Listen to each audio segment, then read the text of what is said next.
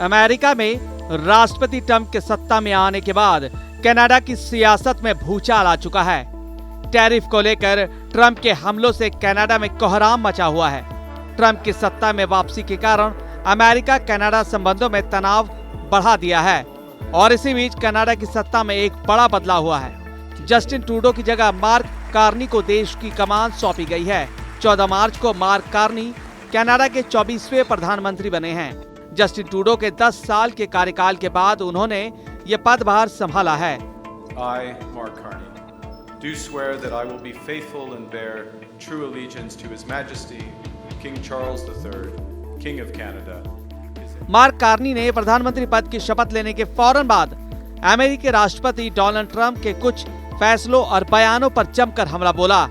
खासकर ट्रंप द्वारा कनाडा को अमेरिका का 51वां राज्य बनाने की बात पर उन्होंने तीखी प्रतिक्रिया दी और साफ कर दिया कि कनाडा हमेशा एक आजाद देश रहेगा।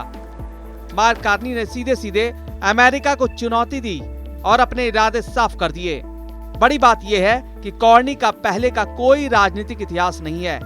कार्नी इससे पहले बैंक ऑफ कनाडा और बैंक ऑफ इंग्लैंड के गवर्नर रह चुके हैं। उन्हें पहले कभी राजनीति में सक्रिय रूप से भाग नहीं लिया था और न ही वह संसद सदस्य थे।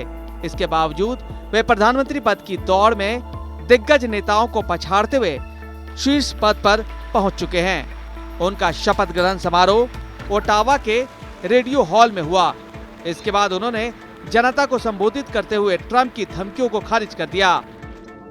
I look forward to speaking with President Trump. Just to be clear, we respect the United States.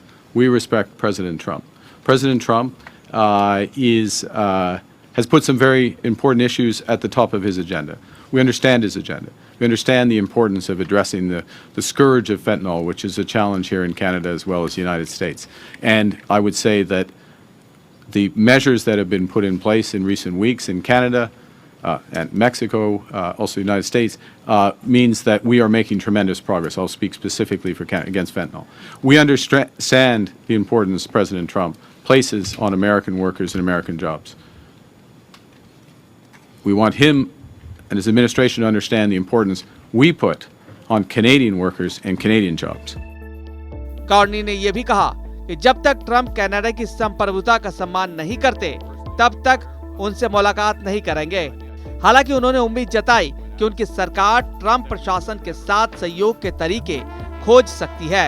इसके अलावा उन्होंने अमेरिकी विदेश मंत्री मार्को रूबियो की हालिया टिप्पणी पर भी प्रतिक्रिया दी। रूबियो ने कहा कि यदि कनाडा अमेरिका का 51वां राज्य बनता है तो उसकी अर्थव्यवस्था मजबूत होगी। इस पर कार्नी ने इसे निराधार और हास्यास्पद बताते हुए खारिज कर दिया। डोनाल्ड ट्रंप के दोबारा राष्ट्रपति बनने के बाद अमेरिका और कनाडा के संबंधों में तनाव बढ़ गया है। ट्रंप ने कनाडा के आयातित वस्तुओं पर 25% टैरिफ लगाने का निर्णय लिया है और कई बार कनाडा को अमेरिका में विलय करने का प्रस्ताव भी दे चुके हैं। कार्नी के कमान में कनाडा अब अपनी संप्रभुता और स्वतंत्र नीति को बनाए रखने के लिए मजबूती से खड़ा है।